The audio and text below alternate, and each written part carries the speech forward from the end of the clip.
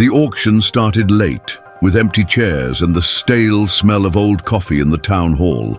No one paid attention when Lot 147 was announced, except the man in the last row. Calvin raised his cardboard bidder sign with a trembling hand and was the only one who did. Condemned land, restricted access, warned the rusted sign nailed to the gate. Still, the next morning he showed up with a backpack, pliers and a notebook wrapped in duct tape. As he cleared the overgrown entrance, neighborhood kids pointed and laughed. There goes the crazy guy with the cursed lot. No one knew that. At night he scrubbed bathrooms in silence, dreaming of digging up his own truth, nor that this land had haunted him long before the auction, since a mistake 17 years ago destroyed his life, and least of all, that buried beneath those cracked foundations slept the key to everything. Calvin Dawson lived alone in a cramped apartment above a 24-hour laundromat in Delray. At 52, he wore the same clothes for so long the fabric no longer had color, only memory. He woke up every day at 4 p.m. to the sound of machines pounding. Just beneath his bed, he cleaned 3 places: a trade school, a locked parking garage, and the old City Hall building. The pay came in scraps, hourly, with deductions for lateness he never caused. Still, he never complained. He just wrote everything down in an old notebook and kept scrubbing. Calvin had once been married to Yvette, a nurse technician, and they'd lost a child who never got to be born. After the grief came the scandal, fired and accused of stealing city equipment. He was cleared years later, but the stain remained, and with it the weight of quiet rejection.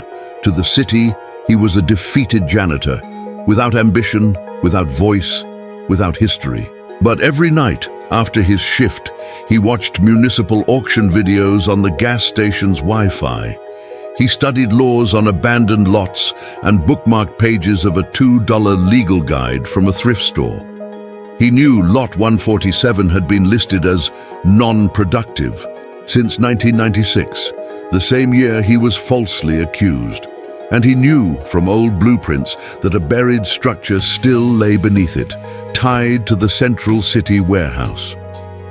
The very place where he swore he'd never taken a thing, but which nearly cost him everything. On the first day of cleanup, Calvin found old needles, rotted wood, and signs of drug use. He called city officials to report the hazards and got a dry reply. "You bought it, it's your problem now." So he decided to do it all himself, even with aching hands and a failing knee. With a wheelbarrow and a rented sledgehammer, he began clearing the rubble that covered the underground entrance. The nights were long, with headlamps strapped on and water stored in reused bottles. At dawn, he'd cover everything with tarps and chains so no one would know what he was doing. Neighbors laughed, called him crazy, said he was just another old man playing hero. Calvin stayed silent but heard it all. He collected every bitter word like stones to build something real. A few friends told him to give up, that it's not worth digging up the past. He dug anyway. During excavation, he found pieces of old shelving, torn tags, and rusted boxes, all identical to the warehouse where he was accused of stealing. The same place erased from city maps years ago. But that was only the beginning, because something beneath it was still sealed, bolted shut with industrial locks.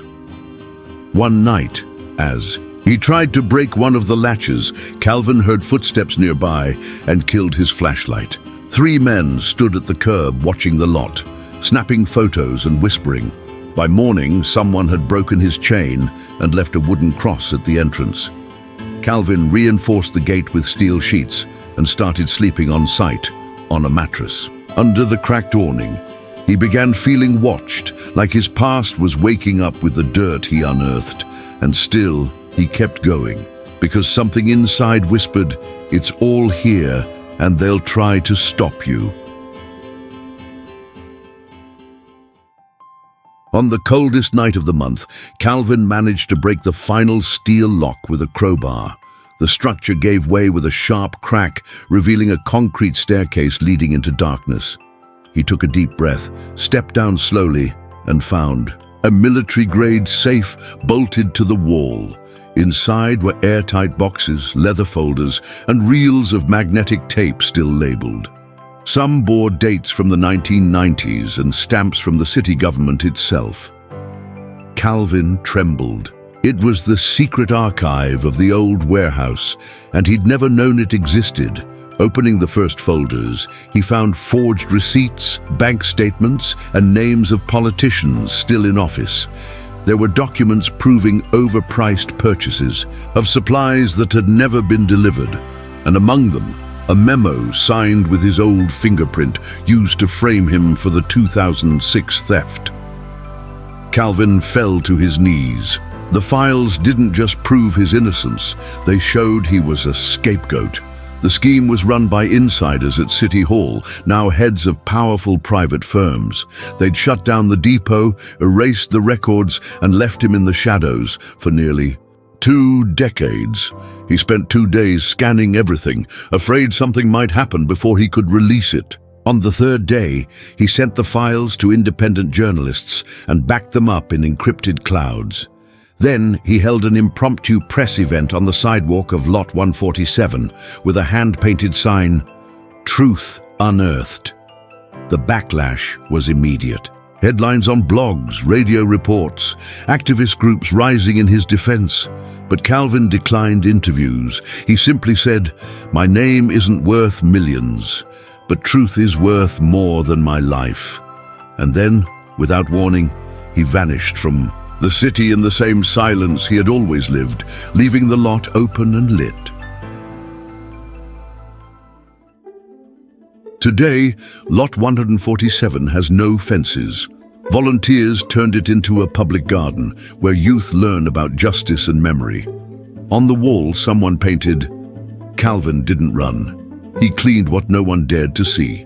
No formal trials were held, but names fell, contracts were cancelled, and forced silences became headlines. His story proved that sometimes truth doesn't have to shout, it just has to endure long enough to be seen, and that even those who clean the floors can leave eternal footprints. The daughter of one politician publicly apologized, saying Calvin had saved her father's soul. Letters, flowers, and notes still appear at the gate of the old depot, but Calvin was never seen again. Some say he moved upstate. Others believe he walks among the faceless who build the world. His notebooks, found beside the opened vault, carried one phrase written dozens of times: "Power isn't needed when you have purpose, and that's enough." In the end, he didn't just buy a lot. He bought back his existence, and it was at that very place, weeks later, that a hungry young man showed up asking for shelter. A passing woman offered half the bread she carried in her purse, not knowing who he was. But that is another story. If this story moved you in any way, consider subscribing to the channel. Here, every new video brings an unexpected journey of emotion, quiet strength, and human connection. And now, get ready. The next story might move you even more.